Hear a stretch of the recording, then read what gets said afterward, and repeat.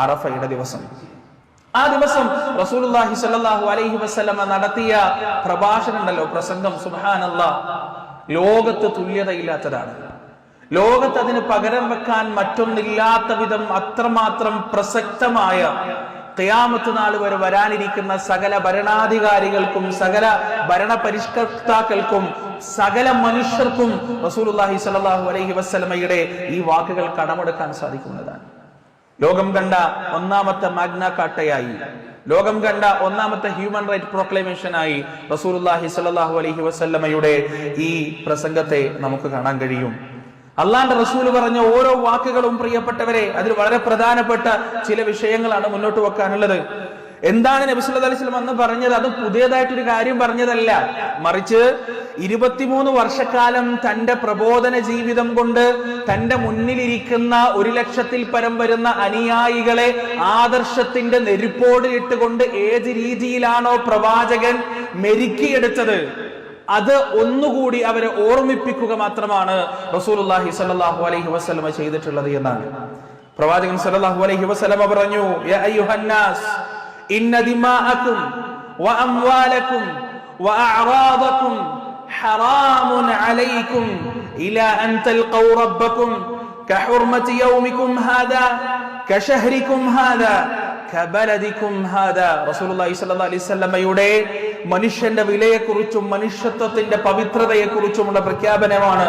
അല്ലയോ ജനങ്ങളെ, ഇന്ന ദിമാഅകും, നിശ്ചയം നിങ്ങളുടെ രക്തം, വഅംവാലകും, നിങ്ങളുടെ ധനം, വഅഅറാദകും, നിങ്ങളുടെ ആത്മാഭിമാനം, നിങ്ങളുടെ അന്തസ്, ഹറാമുൻ അലൈക്കും, പരിശുദ്ധമാണ് നിങ്ങൾക്ക്. ഏതുവരെ? ഇലാ അൻ തൽഖൗ റബ്ബകും, നിങ്ങൾ നിങ്ങളുടെ രക്ഷിതാവിനെ കാണുന്നത് പോലെ. ഏതുപോലെ പരിശുദ്ധമാണ്? കഹുർമതി യൗമികും ഹാദാ, ഈ ദിവസത്തിന്റെ പരിശുദ്ധി പോലെ. കശഹരികും ഹാദാ, ഈ മാസത്തിന്റെ പരിശുദ്ധി പോലെ. കബലദികും ഹാദാ, ഈ പവിത്രമായ നാടിന്റെ പരിശുദ്ധി പോലെ. എന്റെ മുന്നിലിരിക്കുന്ന ഓരോ വിശ്വാസിയുടെയും ഓരോ മനുഷ്യന്റെയും രക്തവും അഭിമാനവും ധനവും പരിശുദ്ധമാണ് എന്ന് റസൂലുള്ളാഹി സ്വല്ലല്ലാഹു അലൈഹി വസല്ലം പ്രഖ്യാപിക്കുകയാണ്.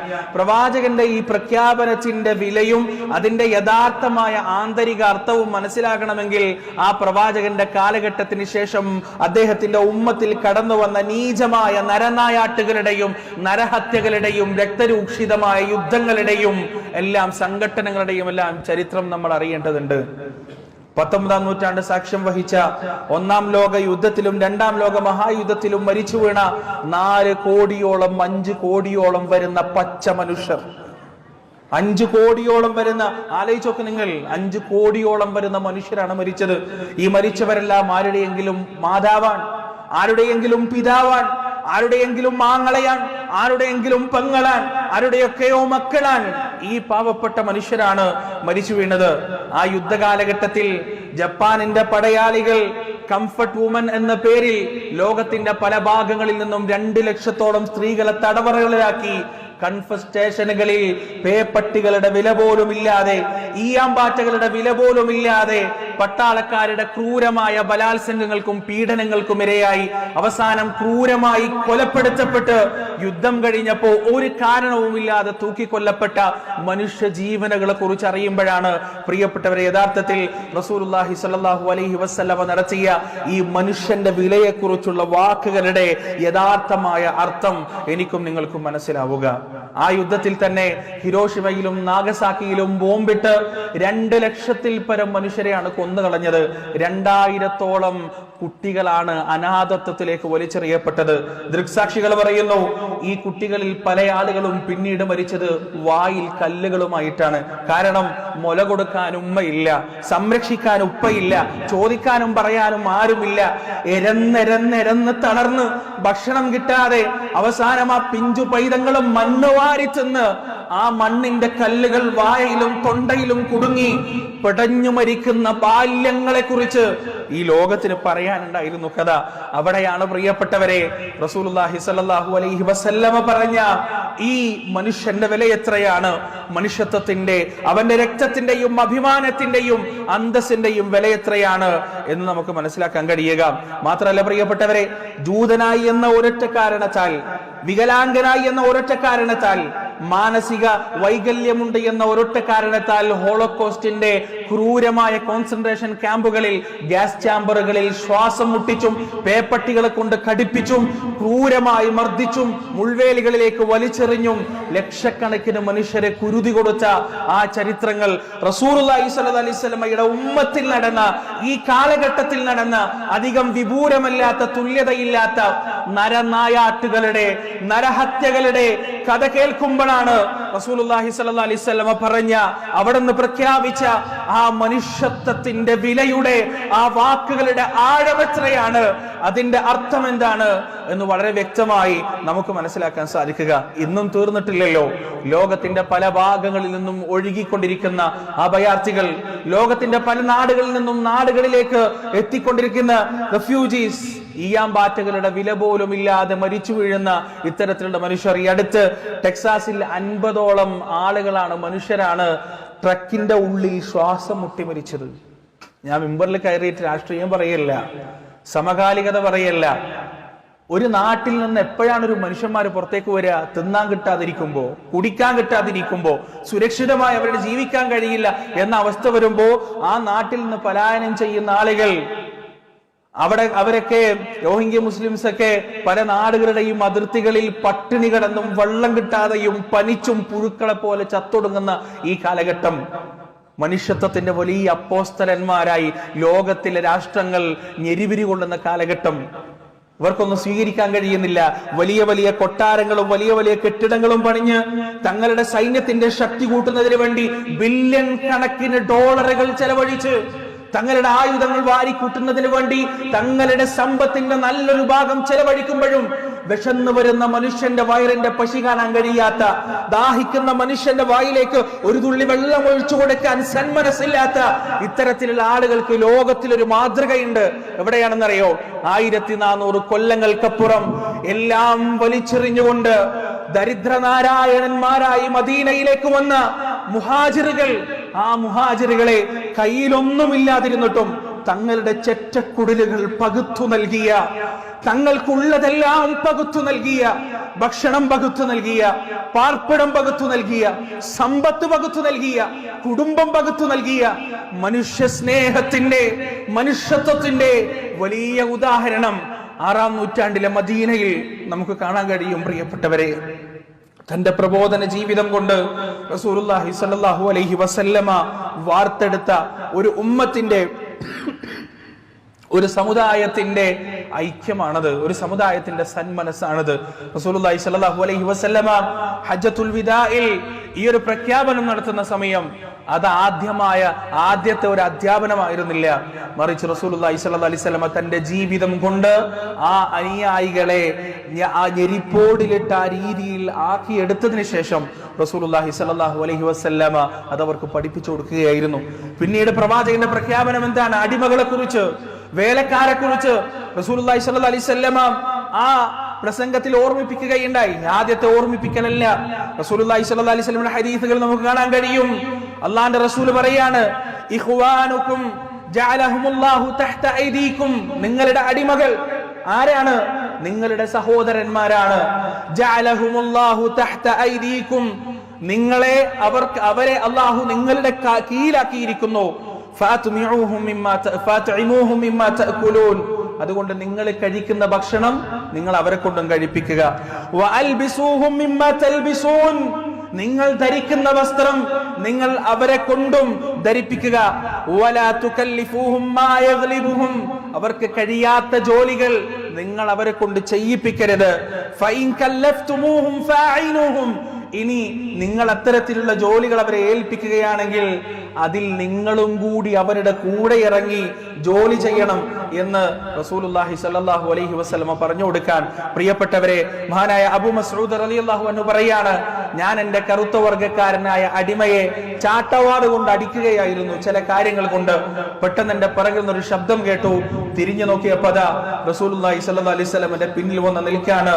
എന്നിട്ട് റസൂൽ എന്നോട് പറയാണ്, അബൂ മസ്ഊദ്, താങ്കൾക്ക് അയാളിലുള്ള അധികാരത്തെക്കാൾ അങ്ങയിൽ അള്ളാഹുവിന് അധികാരമുണ്ട് എന്ന് താങ്കൾ ഓർക്കുക എന്ന് റസൂലുള്ളാഹി സ്വല്ലല്ലാഹു അലൈഹി വസല്ലം സ്ത്രീകളായ അടിമകളെ അടിച്ചാൽ അതിന്റെ പ്രായശ്ചിത്തമായി പ്രവാചകൻ പറഞ്ഞത് അവരെ സ്വതന്ത്രരാക്കണമെന്നാണ്.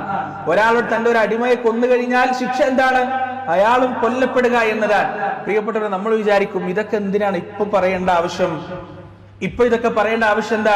റസൂലുള്ളാഹി സ്വല്ലല്ലാഹി അലൈഹി വസല്ലമ ഹജ്ജത്തുൽ വിദാഇന്റെ ദിവസം പറഞ്ഞ ഈ ഒരു സംഗതി ഉണ്ടല്ലോ, അതിന്റെ വ്യാപ്തിയും അർത്ഥവും നമുക്ക് മനസ്സിലാവണമെങ്കിൽ ലോകത്ത് നിലനിന്നിരുന്ന അടിമത്വം എന്തായിരുന്നു, എങ്ങനെയായിരുന്നു എന്ന് നാം തിരിച്ചറിയേണ്ടതുണ്ട്, എന്ന് നാം മനസ്സിലാക്കേണ്ടതുണ്ട്. ലോകത്ത് 16-ാം നൂറ്റാണ്ടിലും 17-ാം നൂറ്റാണ്ടിലും 18-ാം നൂറ്റാണ്ടിലും ഒക്കെ ഫ്രഞ്ച് കോളനികളിലും റഷ്യൻ കോളനികളിലും അമേരിക്കൻ ഐക്യനാടുകളിലും ഒക്കെ അടിമകൾ ഉണ്ടായിരുന്നു. ഈ അടിമകൾ എങ്ങനെയാണ് അവിടെ എത്തിയത് കൂടെ നമ്മൾ അറിയണം. എങ്ങനെയാ അടിമകൾ എത്തിയത്? 100-200 കപ്പലുകൾ ആഫ്രിക്കൻ ദ്വീപുകളിലേക്ക് പുറപ്പെടും.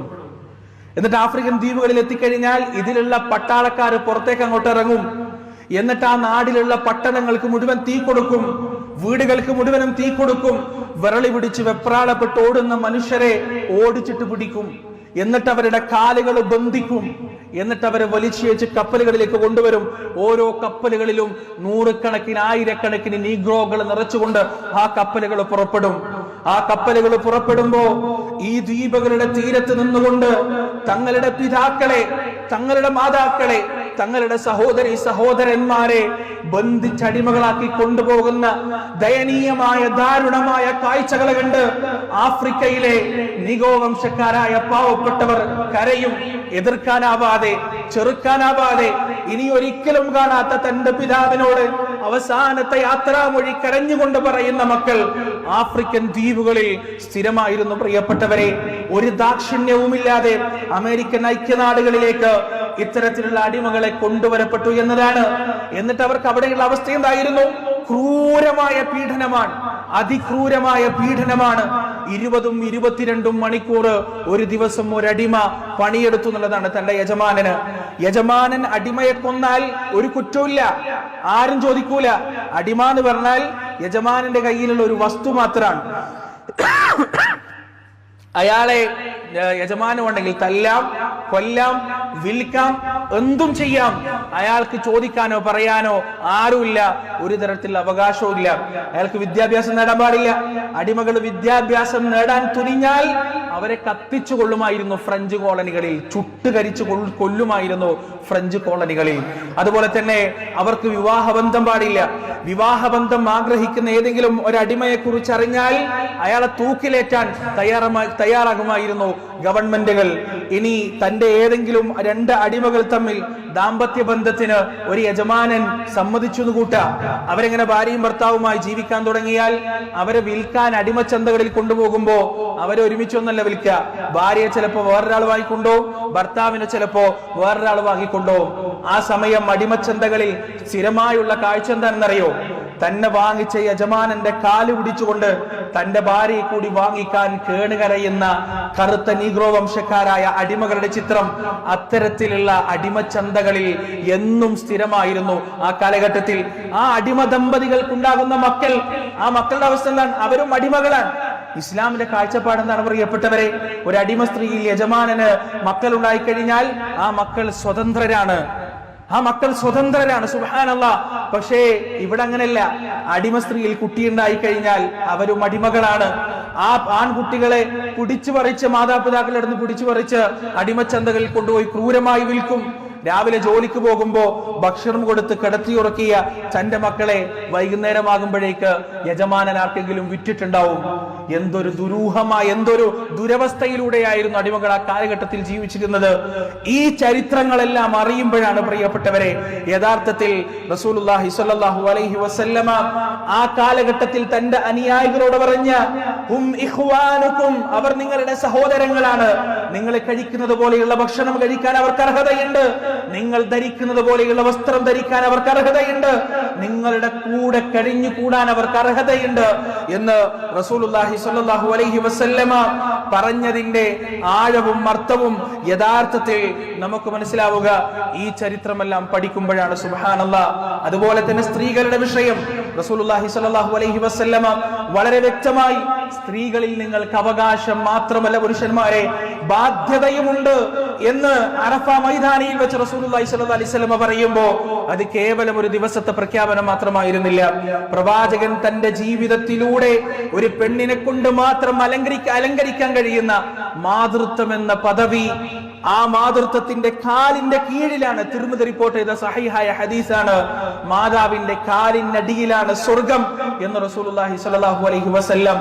പെണ്ണിന്റെ പാദസേവയിലൂടെ, മാതൃത്വത്തിന്റെ പാദസേവയിലൂടെയാണ് സ്വർഗത്തിലേക്ക് പോകേണ്ടത് മുഅ്മിനുകൾ എന്ന് റസൂലുള്ളാഹി സ്വല്ലല്ലാഹു അലൈഹി വസല്ലം പഠിപ്പിച്ചു. മാത്രമല്ല, ഒരാൾക്ക് 3 പെൺകുട്ടികളുണ്ട്. ആ പെൺകുട്ടികളെ ഉടയാടകൾ നൽകി വാത്സല്യത്തോടെ ഒരാൾ വളർത്തിയാൽ അയാൾ സ്വർഗാവകാശിയാണ് എന്ന് റസൂലുള്ളാഹി സ്വല്ലല്ലാഹു അലൈഹി വസല്ലം പഠിപ്പിച്ചു. ഒരാൾക്ക് 3 സഹോദരിമാരുണ്ട്. ആ സഹോദരിമാർക്ക് ഉടയാടകൾ നൽകി സ്നേഹത്തോടെ അവരുമായി വർത്തിച്ചാൽ അയാൾ സ്വർഗത്തിന് അർഹനാണ് എന്ന് റസൂലുള്ളാഹി സ്വല്ലല്ലാഹു അലൈഹി വസല്ലമ പഠിപ്പിക്കുകയാണ്. ഫാത്തിമത്തു ഖിത്അത്തു ഖൽബി, എന്റെ കരളിന്റെ കഷ്ണം എന്റെ പ്രിയപ്പെട്ട മോള് ഫാത്തിമയാണ് എന്ന് റസൂലുള്ളാഹി സ്വല്ലല്ലാഹു അലൈഹി വസല്ലമ പ്രഖ്യാപിക്കുകയുണ്ടായി. ഏത് സമുദായത്തിന്റെ മുന്നിൽ അങ്ങാടിയിൽ ജോലി ചെയ്യുമ്പോൾ തനിക്കൊരു പെൺകുഞ്ഞ് പിറന്നിട്ടുണ്ടെന്ന വാർത്ത എത്തിയാൽ മുഖം ചുളിക്കുകയും തൂമ്പ വലിച്ചെറിയുകയും വീട്ടിൽ ഒളിച്ചിരിക്കുകയും അപമാനഭാരത്താൽ കരയുകയും ആ പെൺകുട്ടി നടക്കാനോ എഴയാനോ ആകുന്ന സമയം അതിനെ പിടിച്ചുകൊണ്ടുപോയി ജീവനോടെ കുടിച്ചു മൂടുകയും ചെയ്തിരുന്ന കാബാലികരായ മനുഷ്യരോടാണ് അല്ലാഹുവിന്റെ റസൂൽ പ്രഖ്യാപിച്ചത്, ഫാത്തിമത്തു ഖിത്അത്തു ഖൽബി, ഫാത്തിമ എന്റെ കരളിന്റെ കഷ്ണമാണ്.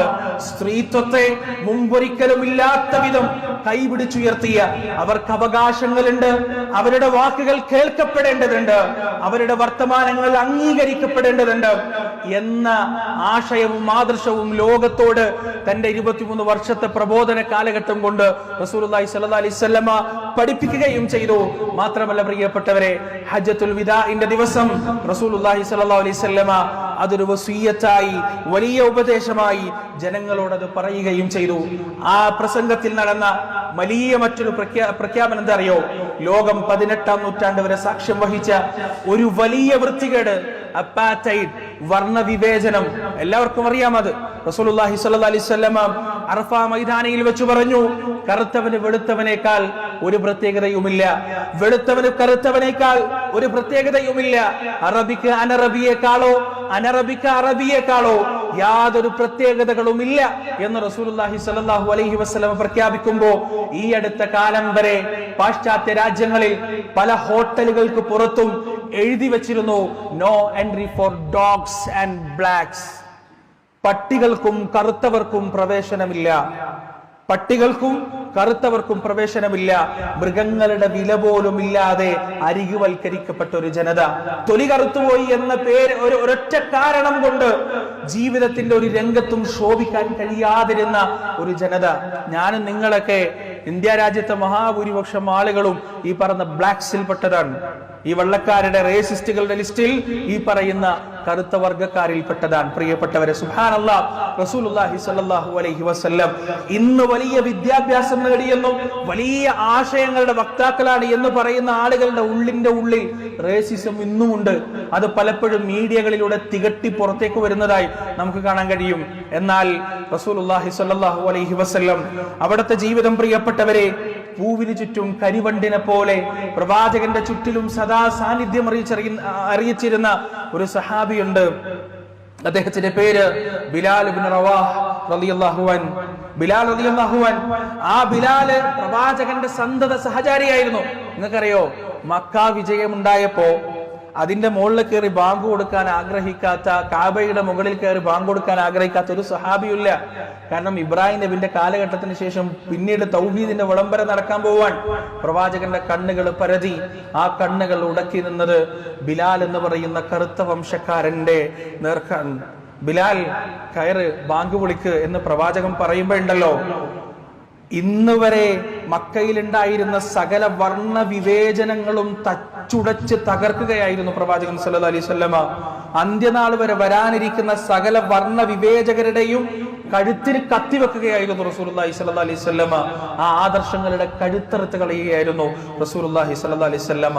പ്രവാചകൻ ബിലാലിനെ ചേർത്തു പിടിച്ചു. ബിലാലിന്റെ നിറം പ്രവാചകന് ഒരു പ്രശ്നമായിരുന്നില്ല, ബിലാലിന്റെ തറവാട് പ്രവാചകന് ഒരു പ്രശ്നമായിരുന്നില്ല. ഇതേ ബിലാലിന്റെ നാട്ടുകാരെ, നിഗ്രോ വംശജനായ അടിമയായ ബിലാലിന്റെ നാട്ടുകാരാണ് പിന്നീട് 16-ാം നൂറ്റാണ്ടിലും 17-ാം നൂറ്റാണ്ടിലും റഷ്യൻ ഫ്രഞ്ച് കോളനികളിൽ മനുഷ്യന്റെ വില പോലും നൽകപ്പെടാതെ ചങ്ങലകളിൽ വലിച്ചിഴക്കപ്പെട്ടത് ഇതേ ബിലാലിന്റെ നാട്ടുകാരാണ്. പക്ഷേ ഇസ്ലാമിന്റെ രാജ്യത്ത് അള്ളാന്റെ റസൂലിന്റെ സവിധത്തിൽ ബിലാൽ നേടിയെടുത്തത് എന്തെന്നില്ലാത്ത പ്രസ്റ്റേജ് ആണ്, തുല്യതയില്ലാത്ത അന്തസ്സാണ് പ്രിയപ്പെട്ടവരെ. അവസാനം നബി സല്ലല്ലാഹു അലൈഹി വസല്ലം മരണപ്പെട്ടപ്പോ ബിലാൽ മദീനയിൽ നിന്ന് പോവാൻ അബൂബക്കർ സിദ്ദീഖ് ചോദിച്ചു, അല്ല ബിലാലെ, മദീനയിൽ നിന്ന് പോയ എന്താ ചെയ്യാ? നീ ഇസ്ലാമിന്റെ ആദ്യ അനുയായികളിൽപ്പെട്ട ആളല്ലേ, ഇനി ഈ ഭരണമൊക്കെ നടത്തേണ്ടത് നീയല്ലേ, ഈ ഭരണത്തിന്റെ കാര്യമായ ഉത്തരവാദിത്തം കേട്ടെടുക്കേണ്ട ആളല്ലേ? അവിടെ ബിലാൽ പറഞ്ഞൊരു മറുപടി ഉണ്ട്, അമീറുൽ മുഅ്മിനീൻ, എന്നെ നിങ്ങൾ കാണുന്നത് ഒരു മുസ്ലിം ആയിട്ടാണെങ്കിൽ നിങ്ങൾ എന്നെ പോകാൻ അനുവദിക്കണം. അതല്ല, നിങ്ങൾ എന്നെ നിങ്ങളുടെ പണം കൊടുത്ത് മോചിപ്പിച്ചത് നിങ്ങളുടെ അടിമയായിട്ടാണെങ്കിൽ ഞാൻ ഇവിടെ നിൽക്കാം എന്നാണ് ബിലാൽ റളിയല്ലാഹു അൻഹു പറഞ്ഞത്. അബൂബക്കർ സിദ്ദീഖ് ഒന്നും പറയേണ്ടായിരുന്നില്ല, നീ പോയിക്കോ ബിലാൽ, ഞാൻ നിന്നെ തടയുന്നില്ല. അപ്പൊ ബിലാൽ അതിന്റെ കാരണം പറഞ്ഞു കൊടുക്കാൻ, എന്താണെന്നറിയോ? എന്റെ റസൂല് നടന്ന വഴികൾ, എന്റെ റസൂല് നമസ്കരിച്ച മിഹ്റാബും അവിടുന്ന് പ്രസംഗിച്ച മിമ്പറും, എന്റെ റസൂലിന്റെ പള്ളിയിലേക്കുള്ള വഴികൾ ഒന്നും എനിക്ക് താങ്ങാൻ പറ്റുന്നതിലും അപ്പുറത്താണ്. എനിക്ക് കഴിയുന്നില്ല. പ്രവാചകനില്ലാത്തൊരു മദീനയെ ഉൾക്കൊള്ളാൻ എന്നെ കൊണ്ട് പറ്റണ്ടേ? ഞാൻ എങ്ങനെ ഇവിടെ കഴിഞ്ഞുകൂടും? എവിടെ എന്റെ റസൂൽ? കരഞ്ഞുകൊണ്ട് ബിലാൽ സിറിയയിലേക്ക് യാത്രയായി. ഒരു സാധാരണ പട്ടാരക്കാരനായി, ഒരു സാധാരണ സൈന്യമായി സിറിയയുടെ അതിർത്തി കാക്കുന്ന ഒരു പട്ടാളക്കാരനായിട്ടാണ് പിന്നീട് പ്രവാചകന്റെ അനുയായി ജീവിതം കഴിച്ചു കൂട്ടിയത്. ഉമറുല്ലാന്റെ കാലത്ത് ഉമറുല്ലാൻ സിറിയയിലേക്ക് വന്നപ്പോ ആളുകൾ ഉമറിന്റെ ചുറ്റിലും തടിച്ചുകൂടി. അവര് പറഞ്ഞു, ഉമറെ, ഒന്ന് ബിലാലിനോട് ബാങ്ക് വിളിക്കാൻ പറയണം. കാരണം ബദറിലും ഉഹുദിലും ഖന്തക്കിലും ഖൈബറിലുമെല്ലാം നമുക്ക് ആവേശം പകർന്ന ബിലാലിന്റെ മധുര മനോഹരമായ ബാങ്കുലിനാദങ്ങൾ കേൾക്കാൻ ഞങ്ങൾ വല്ലാതെ ആഗ്രഹിക്കുന്നുണ്ട്. അതുകൊണ്ട് ഒന്ന് ബിലാലിനോട് ബാങ്ക് വിളിക്കാൻ പറയണം. ഉമറുല്ലാൻ പറഞ്ഞു, ബിലാലെ, ഒന്ന് ബാങ്ക് വിളിച്ചു കൊടുക്ക്, ആളുകളൊക്കെ ഇത്ര പറയുന്നുണ്ടല്ലോ, ഒന്ന് ബാങ്ക് വിളിച്ചു കൊടുത്തൂടെ? ബിലാൽ, അമീറുൽ മുഅ്മിനീൻ, എന്നെ നിങ്ങൾ നിർബന്ധിക്കരുത്, എനിക്കതിന് ചില തടസ്സങ്ങളുണ്ട്, അതിനെ നിങ്ങൾ നിർബന്ധിക്കരുത്. ഉമറുല്ലാനെ വിടാനുള്ള ഭാവമില്ല, എന്തായാലും ബാങ്ക് കൊടുത്തേ പറ്റുള്ളൂ. അവസാനം ബിലാൽ റളിയല്ലാഹു അൻഹു ബാങ്ക് കൊടുക്കാൻ തുടങ്ങി. വർഷങ്ങൾക്ക് മുമ്പ് ആ പ്രവാചകന്റെ ജീവിതത്തിലെ ഓർമ്മകൾ മുഴുവൻ അനുസ്മരിപ്പിക്കുമാർ പ്രവാചകന്റെ ബിലാലിന്റെ ബാങ്കുലിനാദങ്ങൾ ഉയർന്നപ്പോ സിറിയയിൽ കരയാത്ത കണ്ണുകൾ ഉണ്ടായിരുന്നില്ല പ്രിയപ്പെട്ടവരെ, കരയാത്തൊരു കണ്ണുകളും ഉണ്ടായിരുന്നില്ല. എല്ലാരും കരഞ്ഞു. അവസാനം അഷ്ഹദു അല്ലാ ഇലാഹ ഇല്ലല്ലാഹ് കഴിഞ്ഞ് അഷ്ഹദു അന്ന മുഹമ്മദ് റസൂലുള്ളാഹ് തുടങ്ങുമ്പോ ബിലാലിന്റെ കണ്ഠമിടറി, ശബ്ദം നിന്നു, ബിലാലിന്റെ കണ്ണുകളിലേക്ക് ഇരുട്ട് കയറി, കാലുകൾ തളർന്നുപോയി, അവിടെ ബോധക്ഷയം സംഭവിച്ചു വീണു. അപ്പോഴാണ് ഉമറിന് മനസ്സിലായത് എന്തുകൊണ്ടാണ് ബിലാൽ താൻ ബാങ്ക് വിളിക്കില്ല എന്ന് പറഞ്ഞത്. മുഹമ്മദ് എന്ന നാമം ഉച്ചരിക്കാൻ പോലും കഴിയാത്ത വിധം പ്രവാചകനുമായി ബിലാലിന്റെ ഹൃദയം ബന്ധപ്പെട്ട് കിടന്നിരുന്നു. നീഗ്രോ വംശജനായ ബിലാൽ, കറുത്തവനായ ബിലാൽ. പക്ഷെ ഇസ്ലാമിൽ കറുത്തവനായ ബിലാൽ എന്ന് പറയുമ്പോൾ അതൊരിക്കലും ഒരു മോശമോ അല്ലെങ്കിൽ അധിക്ഷേപമോ അല്ല, അഭിമാനമാണ്. ലോകത്തുള്ള എല്ലാ നീഗ്രോകൾക്കും അഭിമാനിക്കാൻ മാത്രം ഉള്ള വലിയ ഒരു വ്യക്തിത്വമാണ് ബിലാൽ റളിയല്ലാഹു അൻഹു. പ്രിയപ്പെട്ടവരെ, റസൂലുള്ളാഹി സ്വല്ലല്ലാഹി അലൈഹി വസല്ലമ ആ ബിലാലിനെ തന്റെ ജീവിതത്തോട് ചേർത്ത് പിടിച്ചു, ജുലൈബീബിനെ തന്റെ ജീവിതത്തോട് ചേർത്ത് പിടിച്ചു, അമ്മാറിനെ തന്റെ ജീവിതത്തോട് ചേർത്ത് പിടിച്ചു, ഖബ്ബാബിനെ ചേർത്ത് പിടിച്ചു. അശരണരായ, അരികവൽക്കരിക്കപ്പെട്ട, ചോദിക്കാനും പറയാനും ആരുമില്ലാത്ത പാവപ്പെട്ട മനുഷ്യരെ മുഴുവൻ തന്റെ ജീവിതത്തോട് ചേർത്ത് പിടിച്ചു. എന്നിട്ട് അവസാനം ഹജ്ജത്തുൽ വിദായിൽ റസൂലുള്ളാഹി അത് പ്രഖ്യാപിക്കുകയും ചെയ്തു, അടിമക്ക് ഉടമയേക്കാൾ പവിത്രതയില്ല, ഉടമക്ക് അടിമയെക്കാളും പവിത്രതയില്ല, കറുത്തവന് വെളുത്തവനേക്കാൾ പവിത്രതയില്ല, വെളുത്തവന് കറുത്തവനേക്കാൾ പവിത്രതയില്ല, അറബിയും അനറബിയും ഒരുപോലെയാണ് എന്ന തുല്യതയില്ലാത്ത ഇക്വാലിറ്റിയുടെ, സമത്വത്തിന്റെ സമവാക്യം റസൂലുള്ളാഹി സ്വല്ലല്ലാഹു അലൈഹി വസല്ലമ അവിടെ പറഞ്ഞു വെച്ചു എന്നതാണ്. പ്രിയപ്പെട്ടവരെ, അറഫാ ദിനത്തിലെ റസൂലിന്റെ പ്രസംഗം എന്ന് പറയുന്നത് ലോകം കണ്ട ഏറ്റവും വലിയ മനുഷ്യാവകാശ പ്രഖ്യാപനമാണ് എന്ന കാര്യത്തിൽ യാതൊരു സംശയവുമില്ല. ആ മനുഷ്യത്വത്തിന്റെ വക്താക്കളായി ജീവിക്കാൻ നാഥൻ നമുക്ക് ഏവർക്കും തൗഫീഖ് നൽകുമാറാകട്ടെ. വനസ്തഗ്ഫിറുല്ലാഹ ലി വലക്കും വഅൻ ജമീഇൽ മുസ്ലിമീന അജ്മഈൻ വനസ്തഗ്ഫിറൂഹു ഇന്നഹു ഹുവൽ ഗഫൂറുർ റഹീം.